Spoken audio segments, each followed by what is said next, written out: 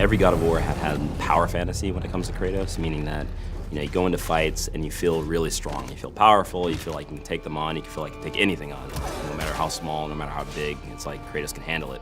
So for this game, even though we were changing pretty much everything about the combat, we wanted to make sure that Kratos still felt like he was a powerhouse. The two things that we had talked about early on were like, one, we don't want to make an open world game. Two, we don't want to just mimic Dark Souls. As much as we like that game, there is kind of this interesting loop inside of it that we wanted to capture. That's when we really, I think, started embracing the fact that not all of God of War just has to be charge in, hit, and then sort of wake up after everything's over, right? We just didn't have that strategic element, that cerebral engagement. And all of the pieces that we put together throughout development put the player in a position that they have to think as they're fighting.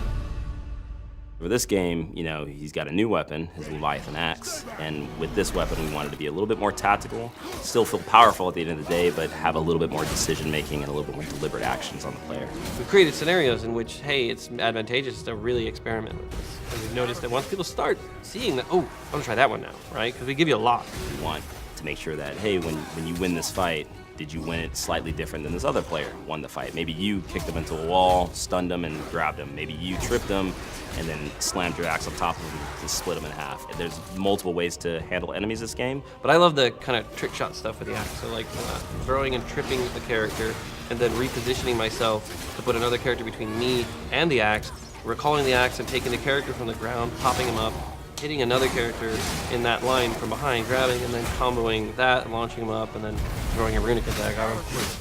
Once you throw your axe, we didn't want Kratos to be useless. We wanted to make sure that he still had a moveset, so he's got a shield that can expand on command now. A lot of his bare hand attacks uses that to get more damage.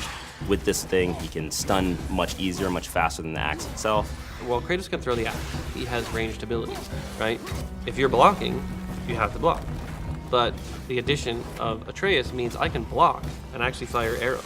So I can strategize that I can open somebody up while maintaining some safety and then quickly get in while they're opened up and then follow that up with something.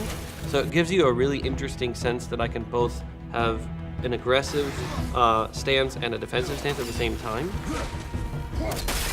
God of War was, the boat deck, right? On the Hydra ship, one section, bam, you already understand kind of all of the base combat stuff, and then we incorporate a little bit of magic later. So this was far more ambitious, and I think honestly, the audiences are more adept at games. They've played a lot more games. The game industry has progressed and matured, so people are looking for an inherently greater depth to the games that they're playing. Reserve agora mesmo. PlayStation